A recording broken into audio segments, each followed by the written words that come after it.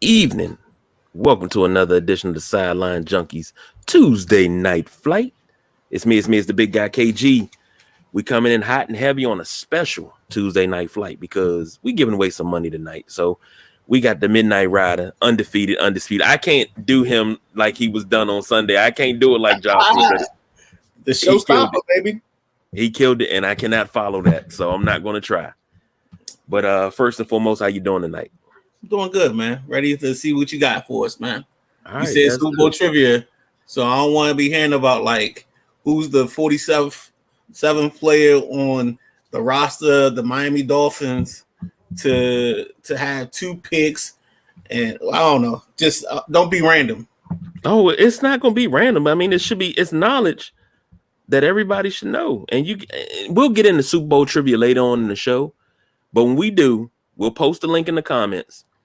You go ahead and you hit the link. Now, if you can't get in, I mean, there's too many people in, but I don't expect a lot of people because ain't nobody going to do it. Yeah, I mean, it's $10, but let me see you win this $10. It's $10 more than you had last time.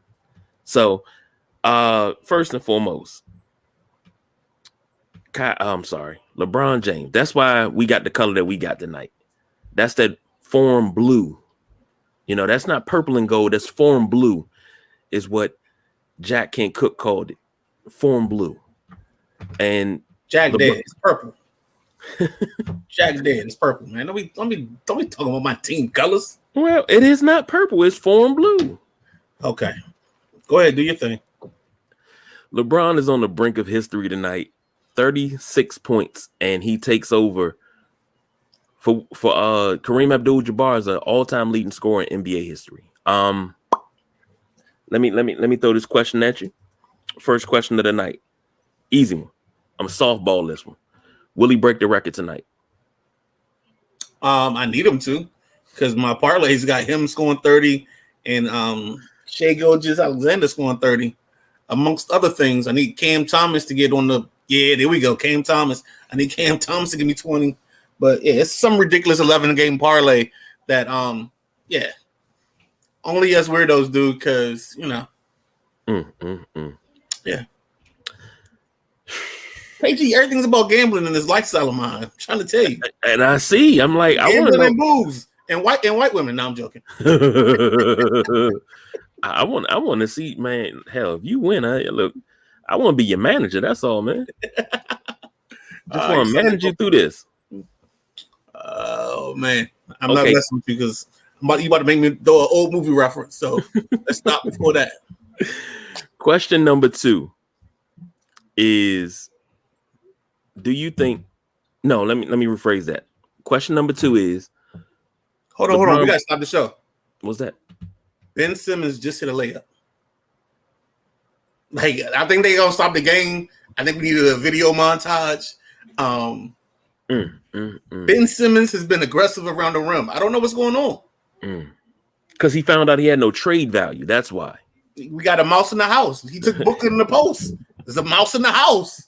That's my thing. Watch the clock, baby. He found out he had no trade value, so he took it personally. Nick Claxton said, "I'm clocking out."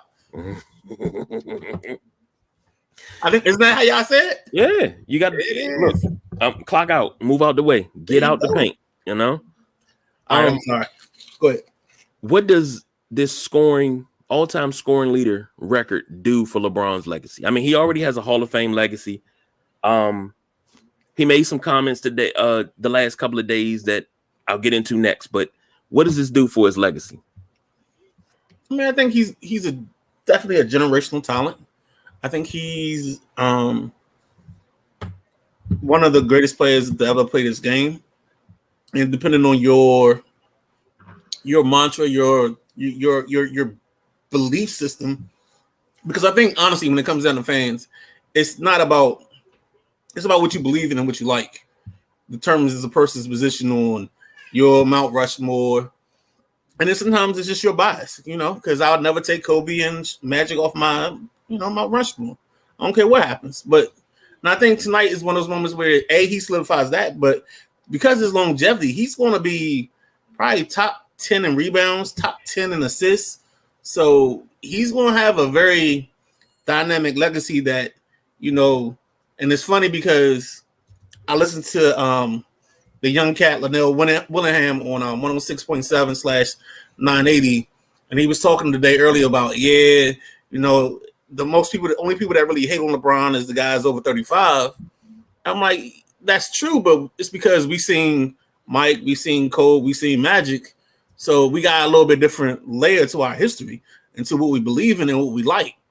LeBron's done some great things. I won't take anything from him, but yeah, I mean, sometimes it's not everybody's cup of tea. Styles make fights, as they say. And styles make how you decide on somebody's legacy and how you view it. The problem is we had this group think sometimes where we feel like everybody should see the world as we see it. And that's not how the world is set up. Oh my God, Ben Simmons just passing up another jumper. I'm sorry. I agree, because here we are on the brink of history, and some of us that are See, I was a big basketball fan when Kareem broke it. What was that, 89? 84. 84. Huh? Mm-hmm. No. Yeah, April 5th. He broke it in 84 with his last points with 89 with the Sky. Yeah. Okay. Yeah. All right. Sorry. I didn't. Yeah. Now, see, here, that's my thing. I seen somebody put in the comments of a post about LeBron breaking it. He was like, and this is the comments that LeBron made. One of the comments he made was, I chuckle at it a little bit because they don't recognize him as a scorer. And he said, after I break this record, you're going to have to recognize me as a scorer. And I agree with that, because LeBron always could score, but he always chose to pass first and delegate and get everybody involved. Whoa, I think we over-exaggerate the pass first part of this. He was a willing passer. Yeah. Pass first. Okay. I'll give you willing pass. And trust me, since he's been a Laker, I hate when he goes into LeBron Curry mode where he wants to start pulling from deep three and stuff instead of taking it to the rim. And I don't know. I mean, let's see the old man. You about to make the old man come out, so I'm not going to fight that. What I'm saying is, somebody said it took him long enough because it took him 20 years to do it, and I'm like, okay. Didn't Kareem play 20 years? Kareem played 21, if I'm not mistaken, and he did it in year 16, I believe. But now here's the difference between LeBron and Kareem. 3-point shot.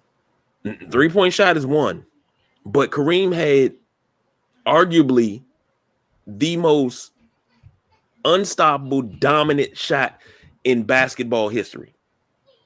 Tell me where I'm lying. I'll say he had the two of the best point guards to ever play the game. I'll agree with that. I'll say two out of the top four. I know you're going to say John Stockton, so I'm not even going to start this conversation. But we're not starting a conversation, KG. No, we don't have to, but everybody chased John Stockton like he wasn't one of the greatest point guards of all time. KG, I honestly just said, I know you're going to say John Stockton. You see, I'm trusting you because I know your knowledge. I'm not doing anything. Pushing my buttons. Oh, that wasn't even a button push. Pushing my buttons. It wasn't.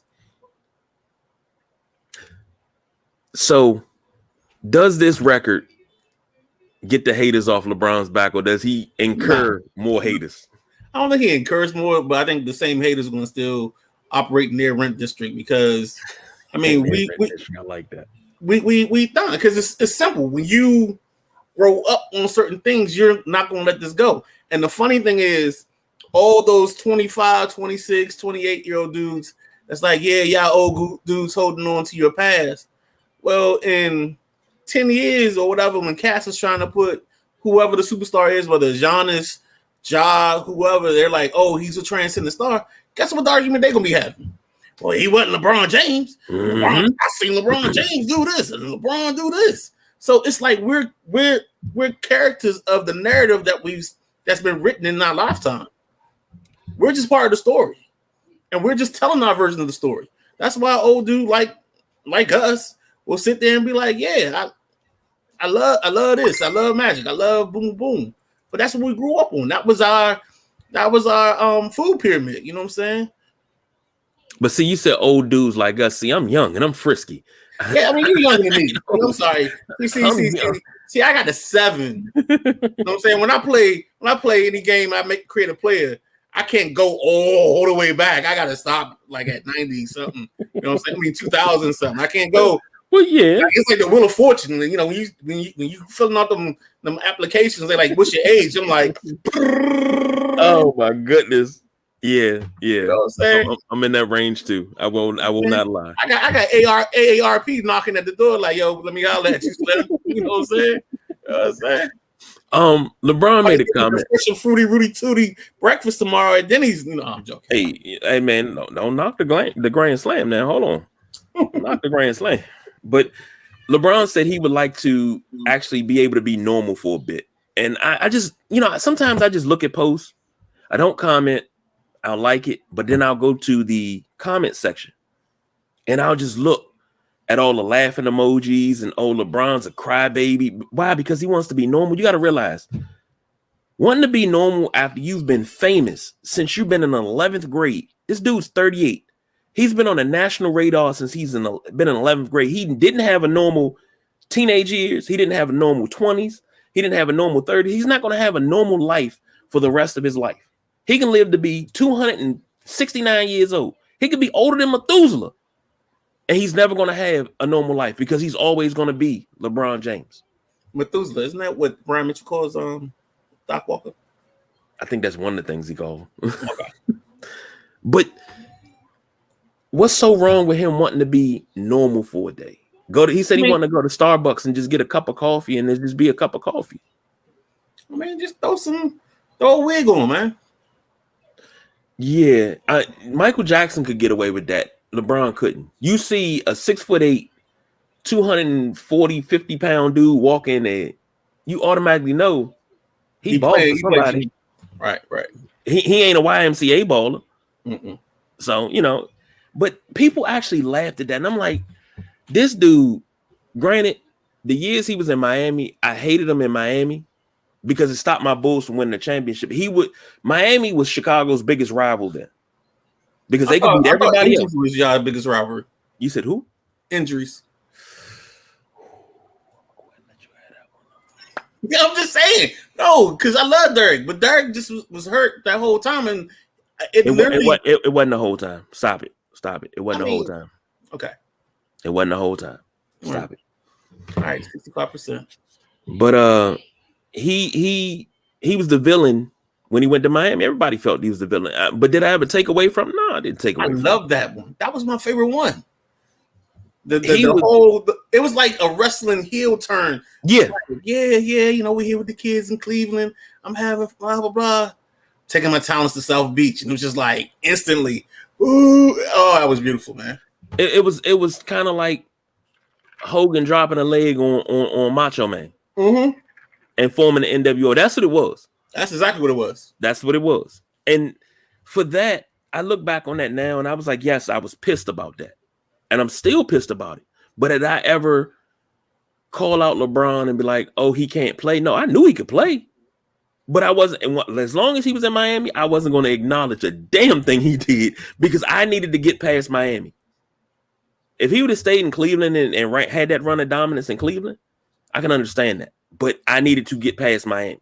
I wanted one more title. I wanted D Rose to get a title. That's all I ever wanted. He a free agent now. I mean, not a free agent, but he I know they talking about him at the trade deadline going to a contender. But they talking about him coming back to Chicago. I don't mean that with disrespect. I truly felt like we got cheated. Yeah, and that might be a show. The show where we talk about athletes that we either felt or we thought had a chance to dominate an era or take over an era or change the dynamics of an era, but their injury history. Because I already got a 5. I think I got about 5 too off the top. I mean, and it'd be real quick and reckless. Yao, Derrick Rose, Brandon Roy, Grant Hill, Tracy McGrady. And that's just out for that section of time. Well, I ain't even gonna talk about Lynn. Yeah, I ain't gonna talk about Reggie Lewis. Right. There you go. See? So yeah, that's a show. That's a show. I ain't giving up content. Oh, that's already been said. I'll have to send that one to you. That's already been said. The What If show. I did a What If show on that. No, I know you did. That's why I brought it up. Yeah. Pay attention, KG. Oh yeah, I know. because that duo of Len Bias and Reggie Lewis versus Jordan and Pippen in the East. Oh my God, the battles. Jordan would have never retired. True. But content. So, last but not least about LeBron, it's coming up soon. I think the game starts at 9. And TNT said they will not, if the game is under a minute, 6 points is closer to 6 points or less, they're not going to stop the game, or if it's an overtime, they're not going to stop the game. I don't care what the time limit is, you got to stop the game, because this right here is a monumental moment in the history of the game. And to say that in my lifetime, your lifetime, pretty much all of the Sideline Junkies' lifetime, we get to see the scoring record broke twice. That's saying something. That's history. So hit the DVR, folks, because just like Kobe's last game, this is one you're gonna watch over and over again. No.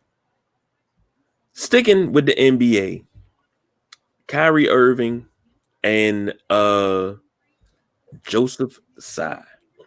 Now, as of yesterday, the Kyrie Irving trade to Dallas was not official, hasn't been announced by the league office as of yet, because the Nets are exploring other options.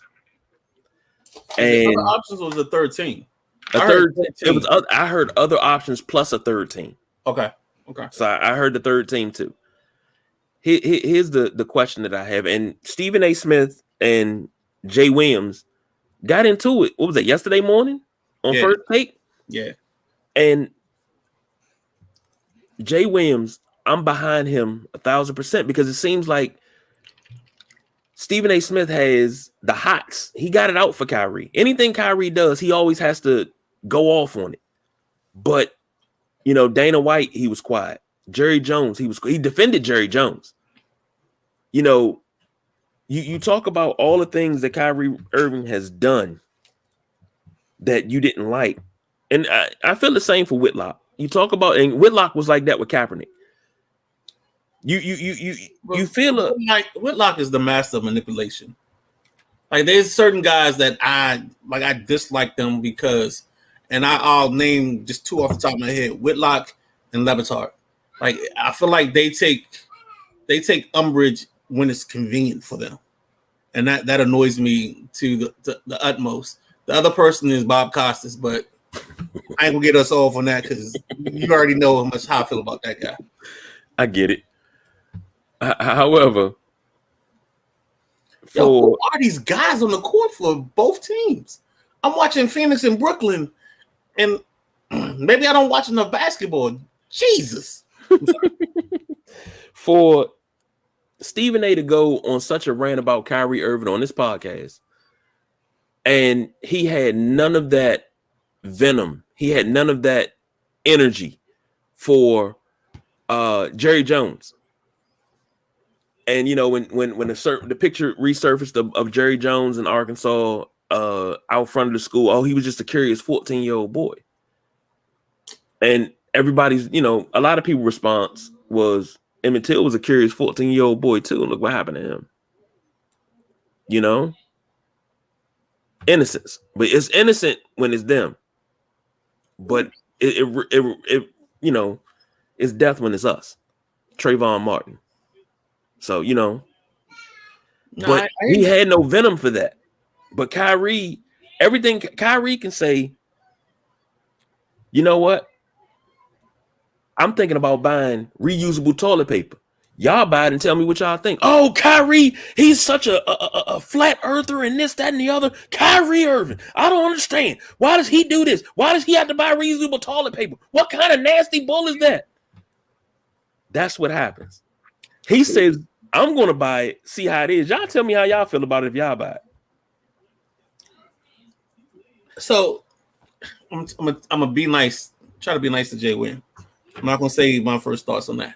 But I honestly feel like that conversation was born because they had either a pre-show meeting or they were talking during the break. You know how we always, if we had commercial breaks, we'd be talking about what's next, setting stuff up.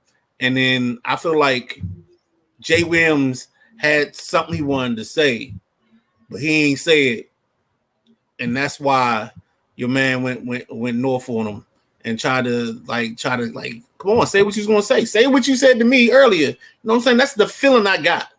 And maybe it was a little personal because they seem to have these moments more so than anybody else. So maybe they need to just shoot a fair one and get it over with, you know. Or no, I'm not gonna say that. Well, I thought it was personal too. I'm sorry. So yeah, let them just have that shoot their fair one. So that's the Kyrie Irving side of this segment. Now the Joseph side of this segment is he's the owner of the New York Liberty and the Brooklyn Nets, and he owns a couple of businesses. But he talks about Kyrie Irving, you know, the checklist that he had to have to come back to the team after he told everybody to check out a movie that was on Amazon. We talked about this on Sunday. Right. He told everybody check out a movie. He had to do this whole checklist to come back to the team, but Joseph Tsai acts like his hands are clean. If you're not going to talk about it, then they are. Yeah, but here's my thing. You can't run around like your hands are clean. You can't into the world don't say nothing about it. Well, hold on. Let me. I'm not talking about us. I know about the world. I know. But here's my thing, and I got this from Eton Thomas. But I'll say when Eton Thomas posted that, the first thing I thought of, you know, we're coming into the 20th anniversary of Get Rich or Die Trying. So it brings up a good lyric from that album. You shouldn't throw stones if you live in a glass house. And if you got a glass jaw, please watch your mouth. Joseph Tsai has all of that. You can't throw stones if you live in a glass house. You talk about anti-Semitism, but dude, you the company you run overseas supported the genocide of Chinese people. Mm-hmm. But nobody talks about that. See what I'm saying? And now on the way out, you want to stick it to Kyrie Irving. It came out, oh, well, we don't want to send him none of the destination because he wanted his destination to be the Lakers. So we didn't want to send him to the Lakers. But you made it look like the Lakers were the ones that backed out of the deal. But in turn, you didn't want to send him anywhere he wanted to go. So you wanted to stick the screws to him on the way out. Why? Because you're petty. And anybody that feels that Kyrie's a crybaby because he went out, because he wanted to get out, and we talked about this, you stay in a toxic situation and tell me if you're going to stay in a toxic work situation. As long as Kyrie did, if you're not winning, they're not trying to build, and management hates your guts. Real, yeah. Because I'm not staying. I don't blame Kyrie for wanting out. I got you. Now, every other stop, everybody says, well, look at how he left Cleveland. Well, I would have left Cleveland too. Yeah, y'all won a championship, but it was kind of sort of, okay, what are we going to do now? Once Cleveland gave Tristan Thompson all that damn money, I would have left too. Tristan Thompson, that damn big, and that dude couldn't even get you a poor man's double-double. I would have left too. I'm sorry. Oh, well, look at how he left Boston. Well, obviously he had problems in Boston. But he did tell Boston. Yeah, he told Cleveland the same thing. He told Boston. He told New Jersey that it's no way I'm gonna leave my man number 7. But this is the thing. It's above him now. It's not about him wanting to leave. I mean, he wants to leave, but if I'm Kevin Durant, who is rumored by Stephen A. Smith to be going to Boston, if I'm Kevin Durant, I can't be mad at you, even though you my mans. I can't be mad at you for wanting to be in a better situation. That a situation that's so bad it's affecting your play on the court, your mental health, it's affecting your finances. I can't be that selfish and tell you, dog, suck it up and just play, man. No, I can't be that guy. I understand. I mean, if I care about you, I care about you. I think we're watching the end of Chris Paul, man. Really? Yeah, it don't look good. I'm sorry, but it don't. Maybe maybe he's nursing something. It don't look good. Next topic up. Shannon Sharp has some thoughts on Ja Morant, and the clickbaiters have put it as, oh, Uncle Shay Shay took a jab at Ja Morant. No, he told him the truth. Now, go ahead. In words. You know, like sometimes you got to understand what you. Like I always tell people, sometimes you got to know who you are and what you are, and don't be what you ain't. Yeah. And I think that's all Uncle Shay was really trying to say, and say it in a nice way, because there's no need for you to be out here in this situation trying to say or act as if you're about this. And I think Sauce Gardner, well, you know what? I'm not going to say that because that might be content and something you might want to get to later. No. That's a part of this segment. That's why I sent it. So I'm gonna let you have that part though. I'm gonna let you have your shine on that because that's something you brought up. So I think it's important for guys to realize what part of their life they're in. You know what I'm saying? Like old wise man once told me that being a hustler doesn't have a nursing home. Mm-hmm. So I mean, I'll just leave it at that. But I mean, I just think some of these guys, they get there and then now they want to get on their tough guy stuff. And if you ain't a tough guy, you ain't a tough guy. It's okay. It's all right. Like maybe you like books and Miles Davis. You know what I'm saying? Maybe you write a little poetry. You know what I'm saying? Maybe you do this and that, but be you. Like stop trying to be everything else just because. You know what I'm saying? That's the problem with this world is I think we sometimes try to falsify narratives when all we are is what we are. Yeah. And what's crazy is rappers and hold on, because I got more quote Ron Rivera because I know how much you love him. You know, sometimes you gotta be where your feet are. I love it. I love it. But see, if you notice, rappers and athletes all want to be gangsters. Gangsters want to be rappers and athletes. Right. And you know, I felt what Shannon Sharp, Uncle Shay Shay said to John Moran. I thought it was really good, really good words of wisdom from an older dude. Right. And then Sauce Gardner comes through. He tweeted this out. Pro athletes, if you really from the trenches, you ain't got to prove it. Every time you know eyes are on you. A lot of y'all ain't even like that for real, and that's fine. All your life you grind to go pro, make it pro, and start making millions. Then you turn gangster. That's backwards. And I agree 1,000%. Because here's my thing. Some of us grew up in some rough neighborhoods. Mm-hmm. Some of us ran with some rough dudes. A lot of us got friends that we lost to the streets. Mm-hmm. But ain't nothing wrong with being a garbage man. Ain't nothing wrong with working a 9 to 5. Ain't nothing wrong with none of that. None of it. Because the thing is, that street life only got two ways out most of the time. You lucky enough you get out alive. But it's either jail or 6 feet deep. And I used to have a saying, I used to think I was, hard, but just because I was doing stuff and I was running with a rough crowd. And somebody had said something to me, said, what you going to do if you get caught up? I said, well, I'd rather be carried by 6 than judged by 12. But so you mean you'd rather die? I was like, if it come down to it. But I had to sit down and I had to think about that. You're in your early 20s, but at that time I was going through so much pain, man, so much pain in my heart. I didn't care.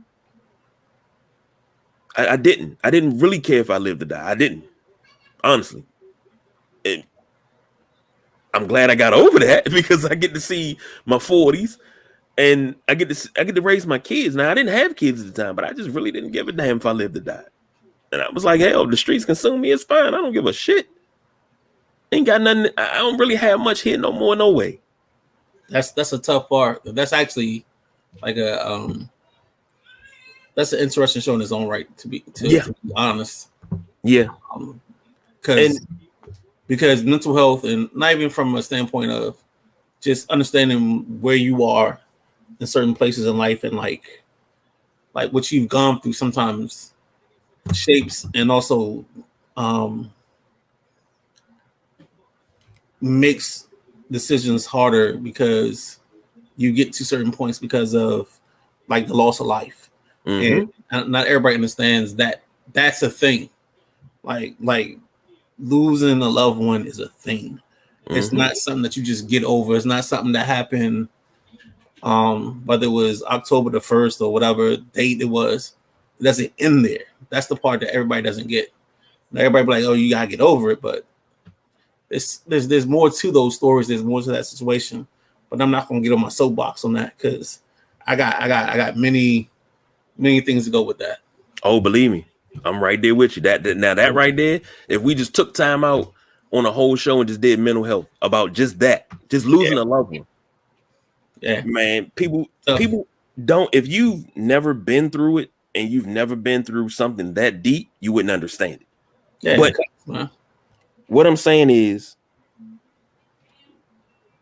you have to, when you get to that level of fame and fortune, you know, it's one thing to be rich. My daughter always says, she's 10. She says, "Daddy, I want to be rich." I said, "No, baby, you don't want to be rich. You want to be wealthy. Because being rich, you can run out of money. Being wealthy, you got money for generations." I said, "That's what you work on. You work on wealth, not riches." And NBA players, to a certain extent, can work on wealth. And for Ja Morant to be running with a crowd that's still in the street and in the trenches, everybody can't go. Malcolm X said that. When it's time to move, everybody can't go. You can't take care of everybody. You can't have everybody with you. And this whole thug act, yeah, everybody a gangster till it's time to do gangster shit. And I've told my sons that. I said, you can think you hard because your friends big you up and people kind of just move out your way when you walk. I said, it's all good until another gangster walks in the room and you just tuck your tail and run. Ain't no fun. You got to done. Exactly. I said, you got to realize that. And that's what Ja Morant has to realize. And I thought that was just a brilliant observation and brilliant, a brilliant piece of advice. But all the people talking about, oh, he took a jab at him. See, that's the problem. You cannot be an adult and criticize. Right. And you take somebody giving you advice, oh, you hating on me. No, I'm trying to save your damn life. And you know, the other funny thing about the way Shannon did it was just, it was pure. Like it wasn't, I mean, it happened on camera, but it's like, look, dude, think about what you got going on.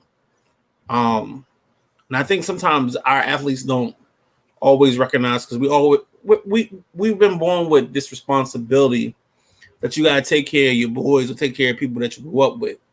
And that has hurt a lot of people. I mean, think about Trent Richardson and the stuff that he was dealing with, where every time he went home or he was getting phone calls and he had to turn his phone off because he was making millions and everybody was just tugging and pulling at him.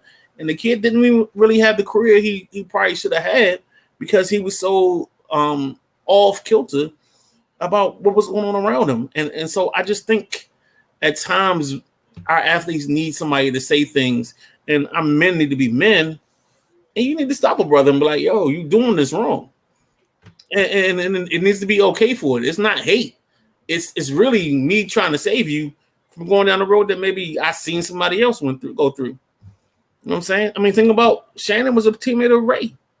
Yeah. You know what I'm saying? We know what Ray went through. So his friends got him into.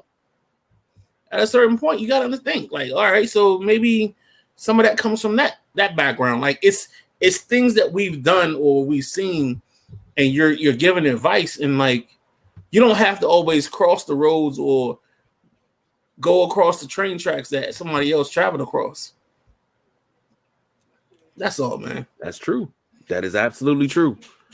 And we I got this I don't know why BJ, he always get on me about this. He say, man, you got more Ray Lewis quotes, and I think he's so full of hot air most of the time. I said, because the stuff that he says, it actually resonates with me. I love it. And he said, what did he say? He said, when an eagle flies and it looks over and it sees another bird. What? What you know about that eagle? And if either it's gonna move high or if it's up high enough, it knows it's another eagle because it can't nothing fly that high. That's it. He said, eagles fly with eagles. You show me your crowd, and I'll show you your future. There you go. And I feel that's one of my ringtones. So when the alarm goes off, when look at the man next to you. I'm sorry. that is my wake up tone every morning. Ray Lewis gets me ready for work every morning. What did he say to that cat? Something about your past is your past, and you said that, man. What you gonna do today? Oh man, what? Look, do I got to do? I'm gonna go ahead and do it for you. Hold on. You know exactly what I'm talking about. Oh, I know what you're talking about. We had a conversation about this. Yes, we did. Hold on. Right now is all we got. You know what I'm talking about? Right now, it's all we got. In the world is found in today. You understand that? We don't even know what yesterday got for us. You know what I'm talking about? Because it's already gone. Tomorrow too far away. What about right now? What about right now? Huh? Would you give it all up for me right now? I got you. Let's go then. And every morning, that's what plays. My phone goes off. That's what plays. And what you got for me right now? Because yesterday is gone and tomorrow is too far away. You hear him? Ooh. I was about to see. It's things like that, and sometimes I want to backslide a little bit. I want to do the street stuff sometimes because I be that pissed off. But then I remember I got a lot more to lose now. This ain't the 19, 20-year-old me. This is the 41-year-old me. I got too much to lose to do that, and I don't have the money that Ja Morant has. I don't have the endorsements, but he's in the same situation. He got too much to lose to let anybody else drag him down. So Shannon Sharp, I applaud you as a man. It don't matter what color. As a man, I applaud you for looking out for a younger man and trying to keep him away from the pitfalls of friendship. So there's a great story. And this is why after you did the Ray Lewis thing, now you got me in the philosophical part of my brain. And the great Sidney Poitier was talking to Jamie Foxx at an Oscars party. And like Jamie Foxx was walking around and, he was meeting everybody. And so they were like, yeah, Sidney Poitier wants to meet you. And like Sidney pulls him to the side. And he says like this one sentence to him, and it always sticks with me when we talk about something like this. He was like, yo, tonight I give you responsibility. Just let that sit. Think about it. Tonight I give you responsibility. What you do with it is up to you, but I give you responsibility. That's it. I ain't gonna explain it no more. I can take a horse to the water, but I can't make it drink. So if you don't get it, you understand. You can email me, you can DM me, and we can talk about it. But I'm just letting you know. Yeah. Whew. See, we get deep here at Sideline Junkies. We get deep. Sometimes we get deep in the BS, but we get deep in the philosophical when it comes to saving a life. Yeah, and man. Keeping you away from the pitfalls. And when I say pitfalls of friendship, that's what I'm talking about. If somebody's not pouring into you, you don't need them. You don't need them. Word. Yeah. Because if you're pouring into them and they want money financially, but they're not pouring into you in any way, you getting ready to make a dumb decision. They're like, yeah, go ahead, man. Do it. And they just, yes, man, those are not the people you need around you. A real friend will tell you, hey, man, you dumb as hell. Don't do that. A real friend will tell you the truth. Real friend will hurt your feelings. Hell yeah. But the thing is, it's not gonna be hurt feelings because it's something to save your life. I got a couple of those. Woo. Yeah. Whoa. Now the moment we've all been waiting for is the Super Bowl trivia. I hit the wrong button. The link is in the comments. You click the link. We'll have you backstage. We'll take you one by one if you choose to call. If you do not. So I guess I'm the victim of Super Bowl trivia for right now until somebody hops on the link. Yeah, we'll give them a couple minutes. Let's go. Couple minutes. All right. Question number 1 is 3 questions, 5 seconds per question. God dang. Yeah, I give you 5 seconds because if I give you 3, that's not enough because we got the lag. But 5 seconds per question. I think I need 8 or 10. I got. See, if I give you 8 or 10, you can Google it. Hey, my hands right here. Here we go. That's the whole thing. To stop the Google machine. Here we go. Let's go. All right, here we go. Question number 1. First non-QB to win Super Bowl MVP. First non-QB to win Super Bowl MVP. Ugh. All right. Jack Ham and Lambert. No, sir. Who is it? It's actually Chuck Howley. Oh, Indianapolis. Yep. Yeah, Indianapolis, but Baltimore. Yeah. Okay.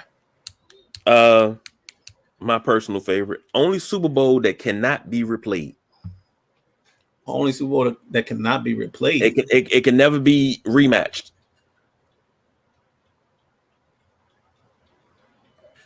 What do you mean? Meaning, okay, you know how the Commanders Okay. can I play think I know Denver. what you're talking about. I think I know what you're talking about. Yeah, the Commanders can play Denver again. The Cowboys can play the Bills again. But this Super Bowl can never be replayed again. But it's a Super Bowl. And you give me 5 seconds for this? What you in the annals of not annals, but the annals of the Super Bowl history with this joint? Hold on. When it comes to Super Bowl history, I'm that guy. Super Bowl that can never be replayed. Cleveland doesn't have it. Who did the Rams play? But no, the Rams didn't play anybody that moved. Just give me the answer because I'm trying to fight through it. And that sounds like Meatloaf. Yes. She is. What are you trying to get? What are you doing? Okay. Super Bowl 3 can never be replayed. The Jets versus the Colts. But it's the Indianapolis Colts. Yeah, but the Jets and the Colts are both in the AFC. Because remember, it was AFL versus NFL. Taste the soup. That's what you were trying to get me to do. Taste the soup. Because I almost said that, but I was like, the Colts still exist. Yeah. I need a spoon. I'll give you one more. All right.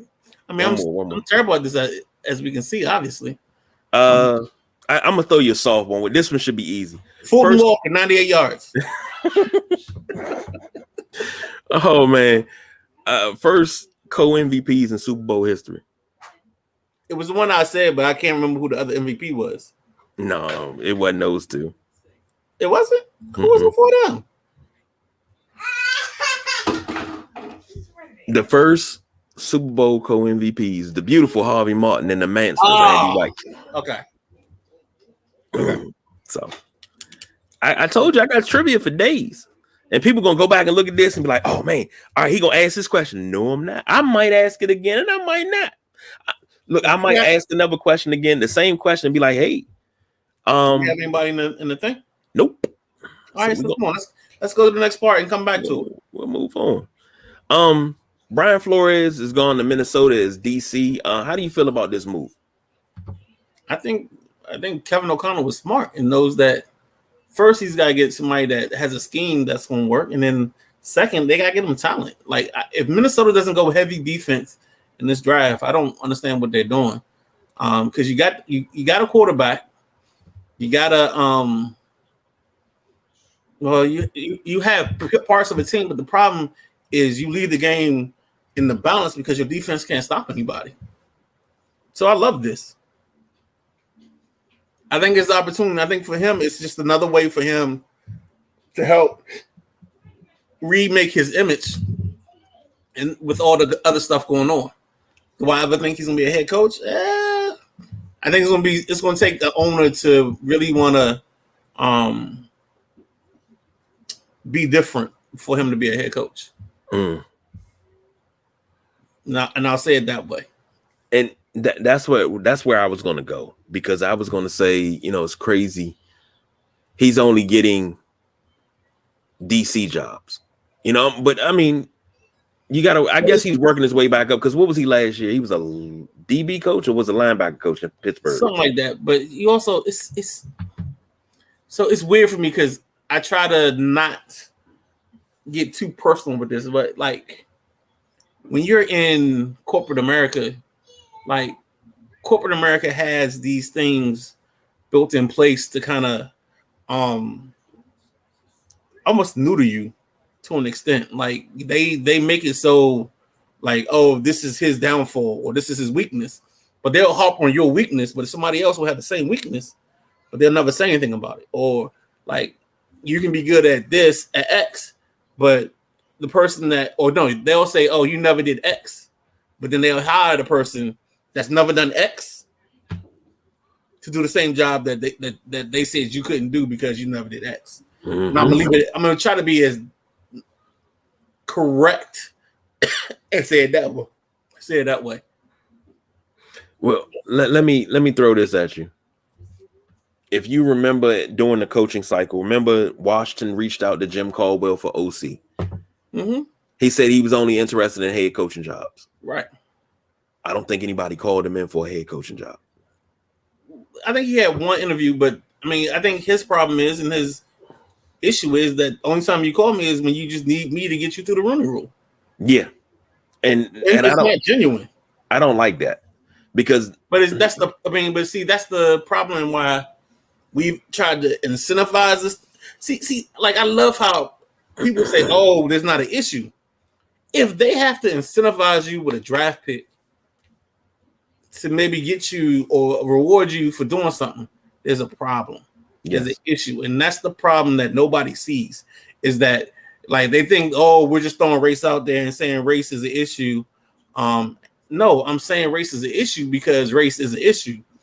No matter how you look at it, no matter how you play it. You know what I'm saying? I got Jeff Saturday coming off the ESPN set, but I got a coach that's coached one of the top offenses in the league the last 3 years, but he can't get a sniff. But Jeff gets to be an interim. I mean, I don't understand that. That's not fair. That's bullshit.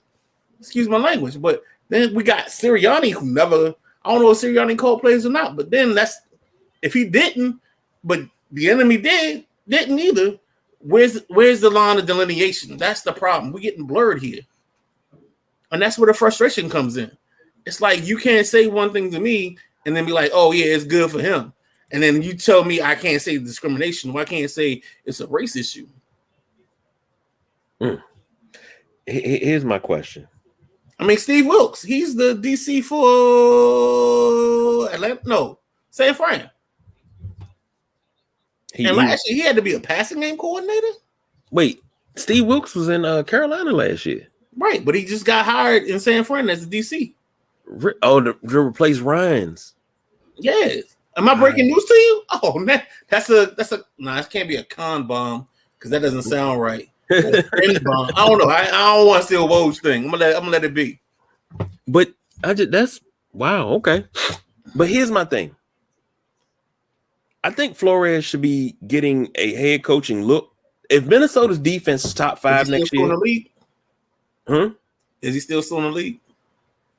I don't know. Another black coach is still in the league. It's still in the league. Hugh Jackson tried to get himself attached to that, but I'm like, he's still in the league. But still, they still in the league. So he got another lawsuit for collusion. Yeah, and they're colluding against him to not hire him as a head coach in the cycle. See, this is how you know the league got too much money, because they paid out money to Eric Reed and Colin Kaepernick for collusion. Now you're about to pay out more money to Brian Flores for collusion. Why not? Tomorrow, hold on, before you go. Tomorrow's going to be the most beautiful day in the use of the English language. And just say why, KG. Just say why. Say why. Why? Because my man Roger Goodell does the State of the Union tomorrow. So now, unless these questions are scripted, we're going to have some questions asked to him that's going to make Roger squirm. It's going to make Roger have to use the English language to explain some things without explaining anything and say some things without saying nothing at all. That's the beauty of tomorrow. So there's going to be questions about the selling of the team. I mean, if somebody is smart, I'm hoping our guy, what's his name? Mike Phillips from the Richmond Dispatch, or no, I don't think JP's on set. I think he's far away. So, like, if he gets there, Phillips, and he asks a question like, "What's up with the report?" What report? There's a report that's supposed to be given but it hasn't been given. And there's the other report that was never written, but should have been written, but wasn't written. But we know some of the details, we don't know all the details. Yeah. Or is everybody going to just suck on the teeth that is, oh, is Dan Snyder going to sell the team? And we're going to just deal with that and not delve deeper into the things or the allegations. You never know. So, agree. Speaking of Dan Snyder, he's also selling his house, and I think that I should get it at a discount for the 24 years of turmoil he was putting me through. But moving right along. Sean Payton officially takes over in Denver, and Lady C has called me twice this week because she's not okay. She needs somebody to come pick her up off the floor. She's upset. She's hurt because she's like, why Peyton? And here's my thing. I feel her pain. That's like if Joe Gibbs went and coached Denver. He came out of retirement. He went to Denver or something. Or he went to Carolina. Carolina, because he's down in Carolina. If he went and he came out of retirement and coached Carolina, I'd be on the floor. I'd be dead, dying, everything else. So I understand where she's coming from. That's different. Yeah, but come on, Sean Payton was. I get it, but you know what? You know what? This is the second time in 2 shows that I'm gonna. You know what? I'm gonna listen to you. I'm gonna let the youth lead. You know what I'm saying? I'm gonna let you be like the Tevin Campbell and tell me how tomorrow will be a better you and better me. I'm gonna let you go ahead and go with this. But go ahead. Take it where you gonna take it. Sean Payton was the golden boy. And I felt if he would go anywhere, I thought it would have been Dallas. I thought Mike McCarthy was fired, and I still think Mike McCarthy, if they don't win a big game next year, Mike McCarthy's fired. Yeah. He's done. But I thought Sean Payton was going to be the one that stepped in because, he has ties to Dallas. He was on the staff of wasn't Parcells. Yeah, it was Parcells. It was Parcells? Yeah, he was in New York, and Parcells was And once he survived Parcells, boy, that might be that should be a 30 for 30. Surviving Bill. Well, I mean, look at Bill Parcells' coaching tree. It's phenomenal.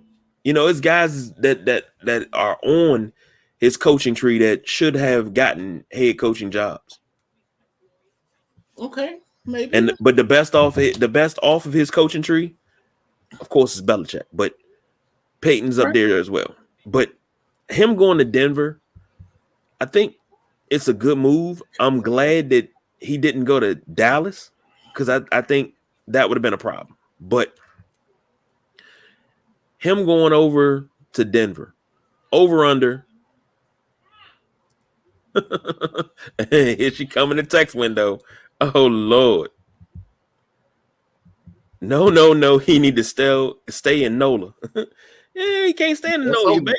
That's done.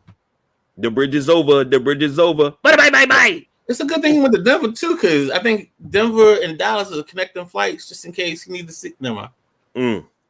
Never mind. I wish we had Delonte because I would love to know. I'm gonna ask way too early. Over under 9. I think it's 8.5 because it's Vegas because they're gonna make you pick it. But yeah, it's 8.5, and then you gotta figure that out because I think with the way the divisions go, I don't know what their schedule is, but if you can get lucky and get the AFC South again outside of Jacksonville and Tennessee, I still think the rest of that division is going to be free for the taking for you to pick off and still. I mean, even if you get 2 wins out of it, that's 2 wins more than what you had before. I think if he gets Russ on board and they get the rolling. Whoa, you heard the.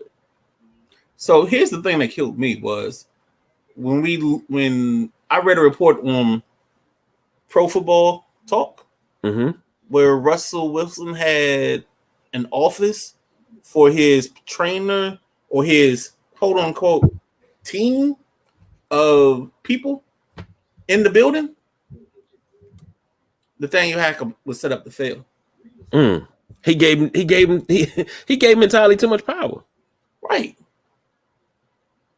Oh wow. Man, I mean, that just sets you up for failure because now you're treating one guy completely different than everybody else. And I think that also hurt Tampa this year. I think treating Brady with the way they treated him, despite what was going on, that hurt the rest of the team. You can't tell some guy, all right, I need you here every day, and then you get this nigga. Excuse my language. Ooh, I'm sorry. I Tony Romo, but I actually said it. Yeah, you can't get somebody a 2-week vacation in the middle of getting prepared for the season. And Tony wasn't going to say the word I said, so I praise Tony for having restraint. Lady C says if he can shape up Russ, I guess I'm okay with it. But he's going to use Russ to whoop our ass in the 2024 season. Well, I mean, Russ gotta want to play because Russ has the potential of being the Black Drew Brees, where he's throwing for 5,000 yards every season, but they have to get the pieces around him. You have to get a run game, but it's possible. It's possible. And Russ has another dynamic that Drew Brees didn't have. He can use his legs. But Russ doesn't use his legs. Yeah, he stopped doing that because but here's the other dynamic. So I apologize in the beginning of this conversation or this statement because Sean Payton may not be the only Saint that ends up in Denver. I think he wears the number 13. He's been having some bad ankles the last couple of years. So I don't know. Maybe, just maybe, Michael Thomas ends up in. I ain't gonna do that to Lady C. I'm sorry. I'll watch my mouth. I won't say it because I don't want to put that hurt on you. I don't want to risk that evil on you, Ricky Bobby. But of course, as always, we'll keep an eye on it. We will, I'll take the 8.5. I'm willing to take that. And Lady C, oh, of course, this guy. Who's this? That's the production assistant that ain't home this weekend. Oh, okay. Russ gave his legs to CR for twerking purposes. Well, he didn't give them to her. She took it. Well, them twerking purposes sap the energy. That's like Delilah cutting Samson's hair. But here's the thing. Ever since she started twerking on that Jeep, you notice he been failing. Exactly. She was all classy, had women. I want to pray the Sierra prayer because I want a man like Russell Wilson. Yeah, you want a man like that because you don't want to put the work in for him. She put work in and she got a man and she was all classy, and then now she back to hood and ratchet. Come on, baby. You can't be doing that. Yeah, keep it where you had it at. And this lady's out there doing the SWV. I get so weak. And Lady C says Thomas can go. Real talk. I think every Saints fan feels like that. I think every Saints fan feels like that. So yeah, but the problem is when you get the rest and they start to cook, and Broncos Nation gets to. I ain't gonna do it. I'm gonna do it. Broncos country. Let's ride. All day long. I was trying to be nice to Lady C, man. I'm sorry. Well, I am being nice to her. All right, Broncos country. Let's ride. Last but not least, Lamar and the Ravens are $100 million apart on the deal. Is there any possibility that this deal can get done so Lamar comes back next year as starting quarterback of the Baltimore Ravens? Or is this a franchise year? Or is this kaputs? Is it done? Does he hit the free agent market? I think C and A and C and B are the first two options. I don't think it's an A. Like I don't think Baltimore, because Baltimore is the kings of not letting capital go without getting capital back. Mm-hmm. So I can see them do a franchise tag and trade. I can see them do any of those options where they get something back and then they move on from him. The other thing I can see is them just holding him on a franchise and then trying to figure out the layout of the land. But I think I don't know if it's the way the Ravens do business or it's the way that Lamar is trying to do business, but something isn't clicking. Something isn't working right. I agree. So I just don't see them finding a happy median. And then I said this before, and it's not to try to create rust. I mean, not create rust, but not to make Lamar sound like he's injury prone. But there's an issue when the last couple of years your quarterback hasn't finished the season. I mean, whether it's COVID, whatever you want to call it, but they struggled down the stretch, and Tyler Huntley or Robert Griffin III or what's the kid from Penn State? They finished the season out, not him. So that has to become an issue, and that has to become a question that you have to answer. Here's my thing. Before Lamar was drafted by Baltimore, we were talking about him on draft night. And we said whoever gets Lamar, they're getting themselves a great quarterback. Because everybody's overlooking the dude. When he fell down to the first round, to the bottom of the first round, I actually thought Buffalo would take him. But they didn't take a flyer on him, which is okay. When he got into the league, we said he gonna run it up. Oh, well, no, he gonna be behind Flacco. He was 6-1 as a starter as a rookie. Okay. His second year, which was his MVP year, 13-2. And he had career highs in touchdowns, rushing attempts, rushing, and rushing average. And then every year after that, the Ravens seemed to stumble a little bit. 11-4, 7-5, and 8-4. He only played 12 games the last 2 years.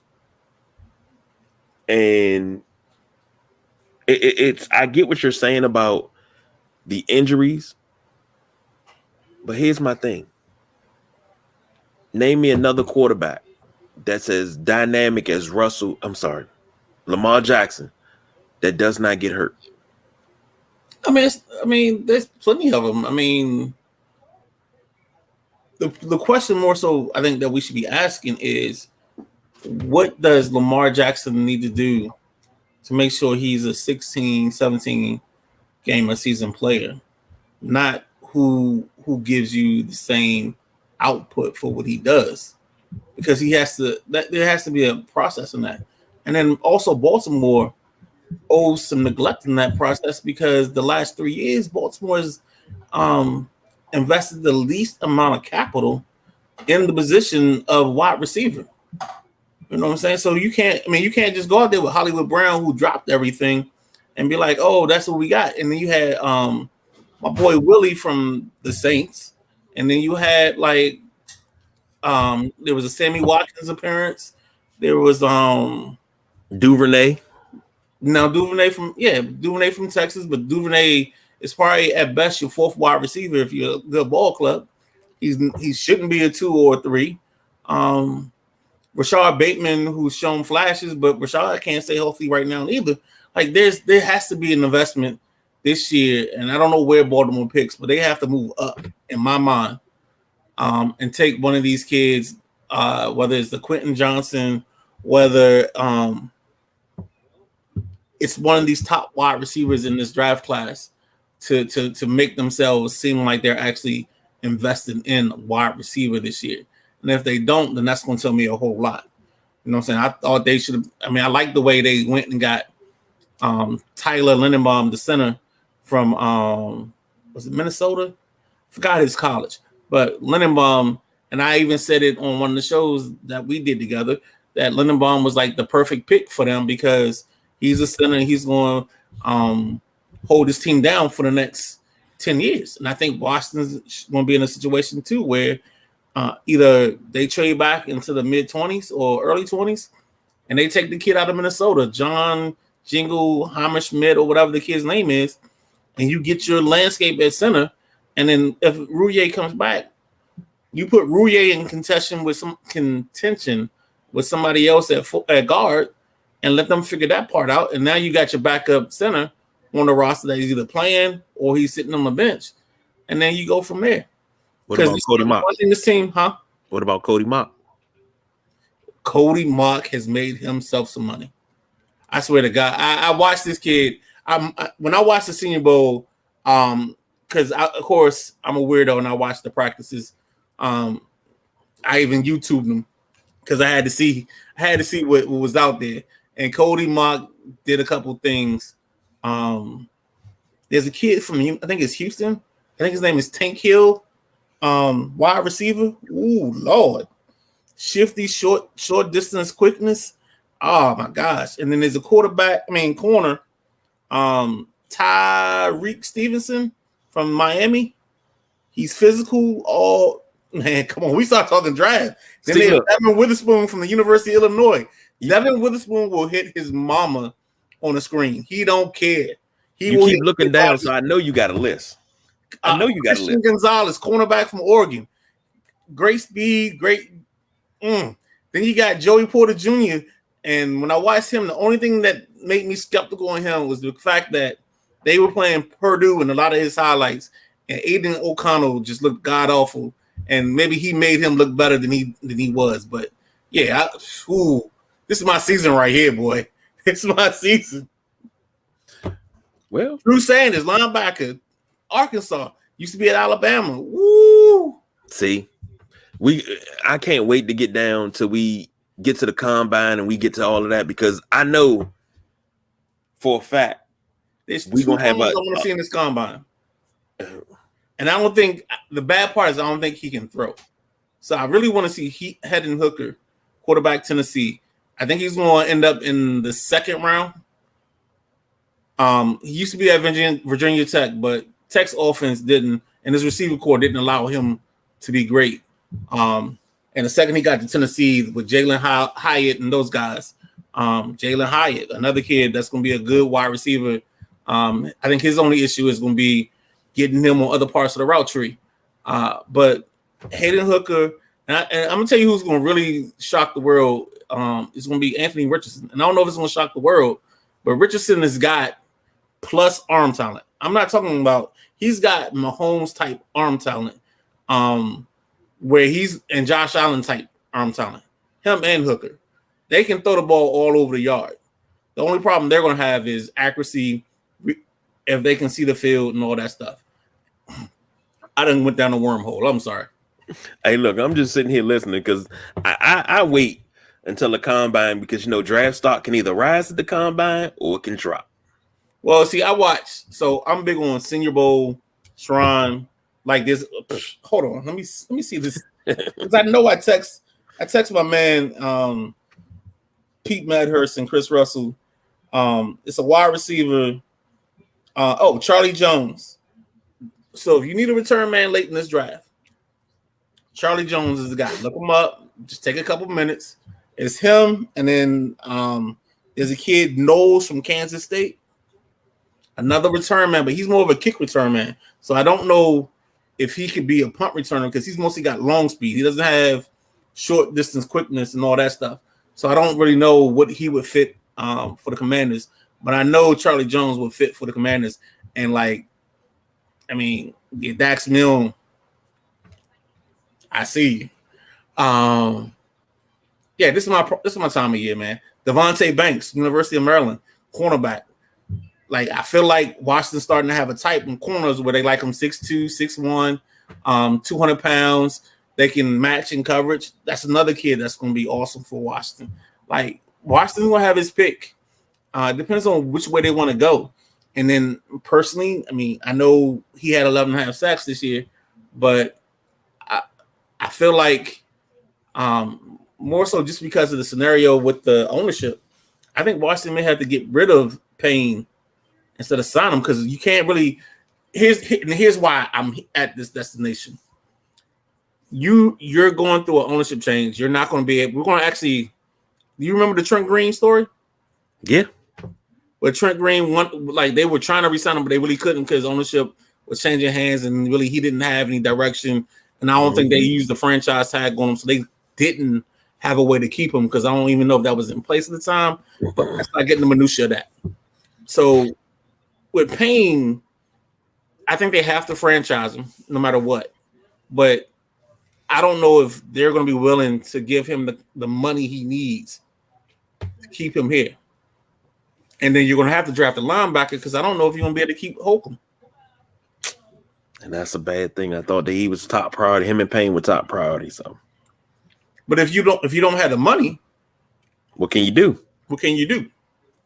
And I see the problem I have is watch the fans sit here and cry and do the Justin Timberlake and cry you a river over the guys we gave up, but you ain't really give up that many guys that really were that productive in other places. Like everybody will point to Ryan Clark, but for every Ryan Clark, there's Alfred Morris that really didn't do stuff when he got to other places. There are other guys that just really like, oh, they'll have a good game, and you're like, oh, we should never got rid of him after the good game. But then in the lineage of it, he didn't do anything the rest of the time. So you gotta be careful when it comes to that dynamic.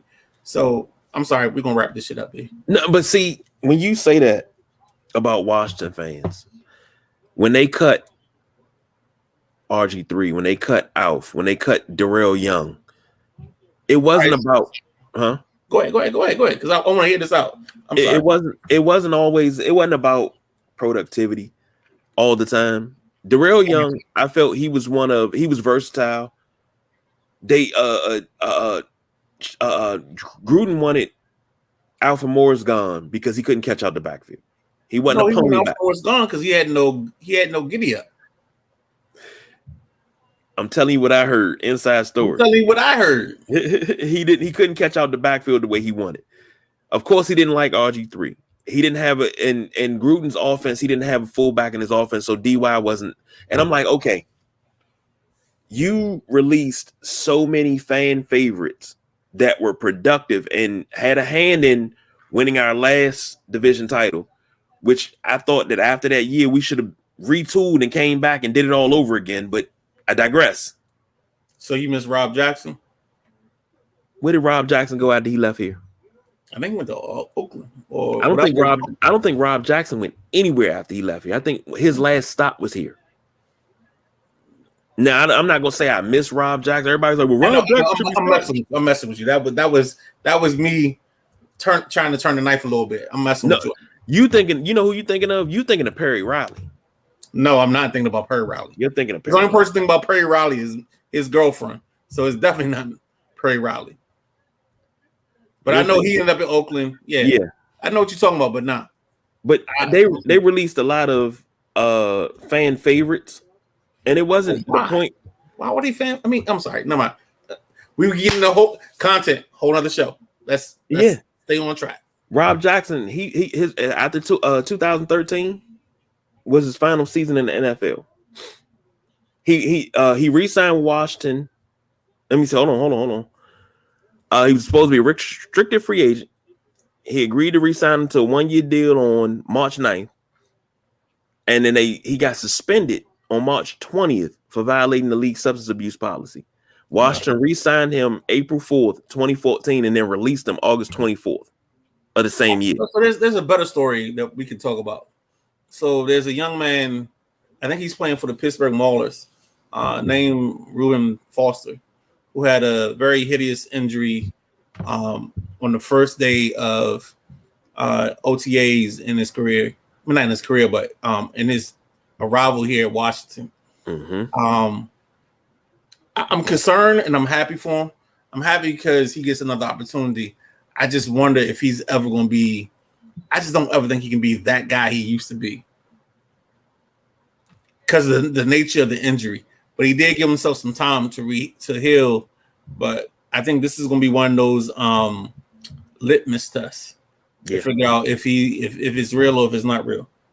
And what's crazy is, I said, he should have been he had a 2-year deal. After that first year, I said, he should have been put on a futures contract, something that he was kept in-house. Number one, to keep his insurance. Number two, to keep giving him years in the NFL to get his pension going, just in case he can't come back. Right. But number three, when he finally healed, he could work his way back onto the field, and we could say, okay, let's see what you got. And we could give him the time to see what he has. Because I wanted him back. I'm not gonna lie. I wanted him back. Because I thought I was too concerned about his knee to want him back. So let me shift gears, because now I'm gonna take us to another gear, because this is something we really haven't gotten into. But I'm gonna take. I know we gotta wrap it up, but let's give 5 minutes to this.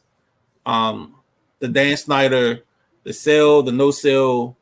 Like, where are you in your mindset of, is it happening? Is it not happening? Is it something that you not something you want to see, but is there someone that you have in mind that you want? Because I know you're not probably a big Bezos fan. Not. If I had my choice, my number one choice would be Byron Allen. Okay. My second choice, I can't think of the gentleman's name. He's from out on the West Coast.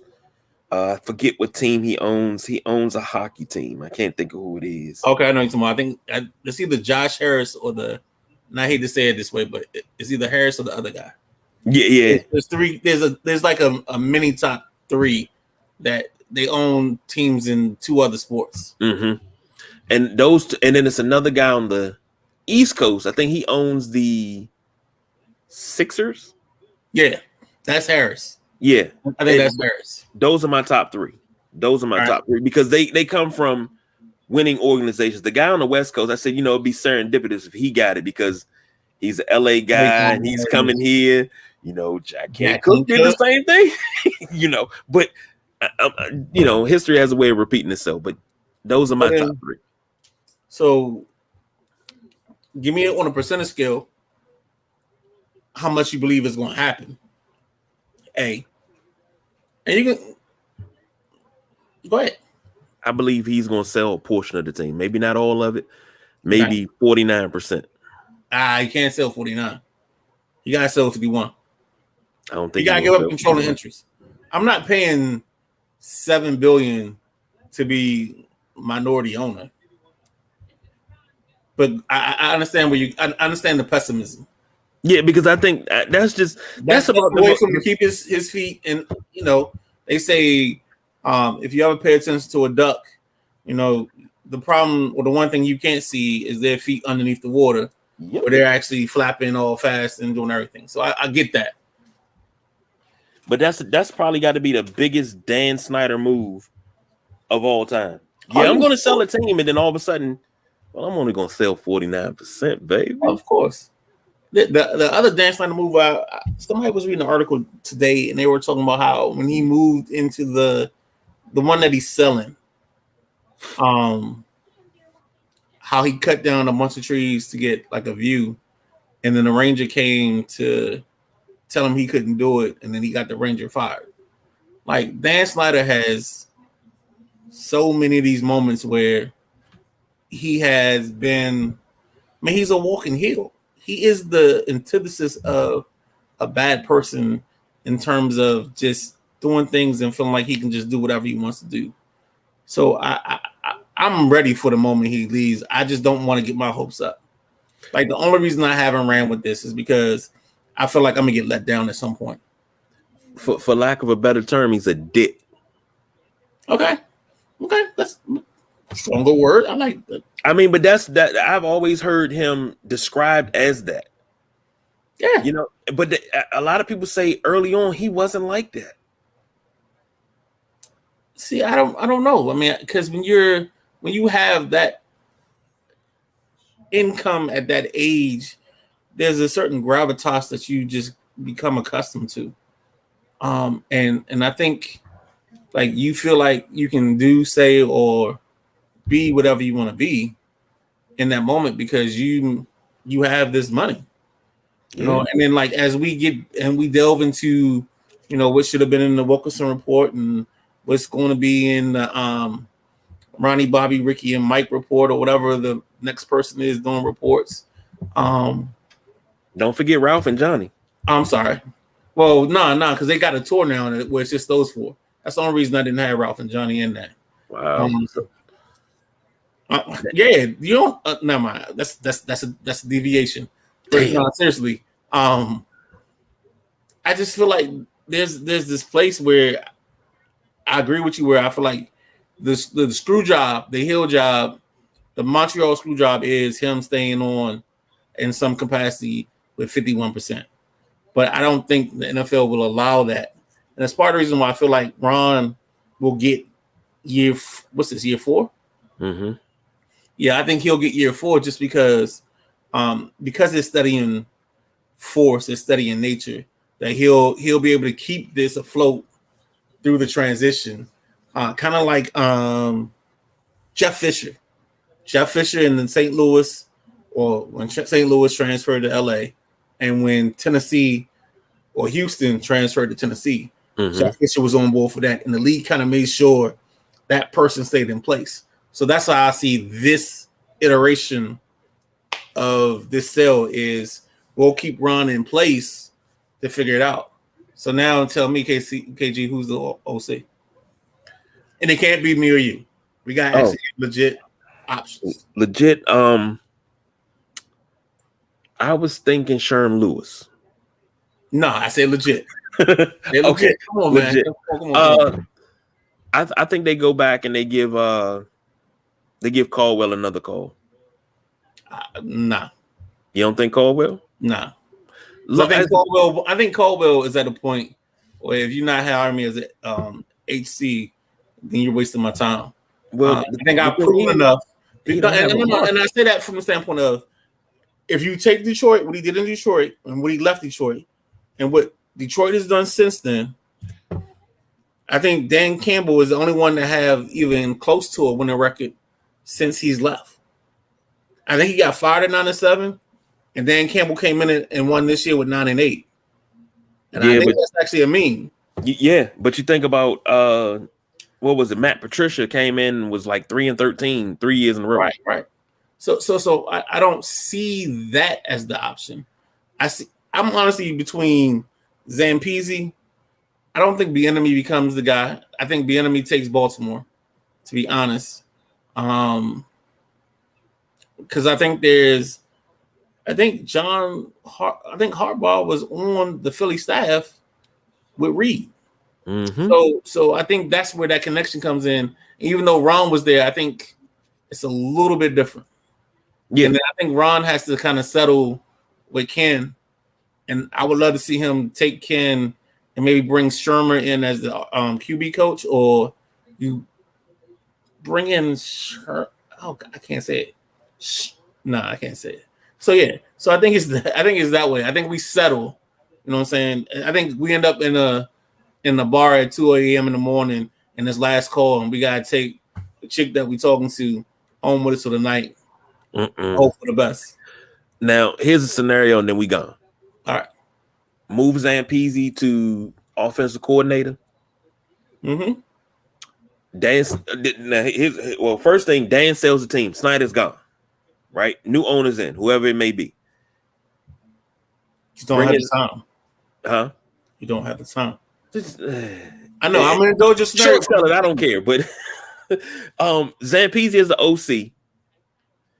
You say Howell is your starter. You bring in Jim Zorn to train Howell. You know what?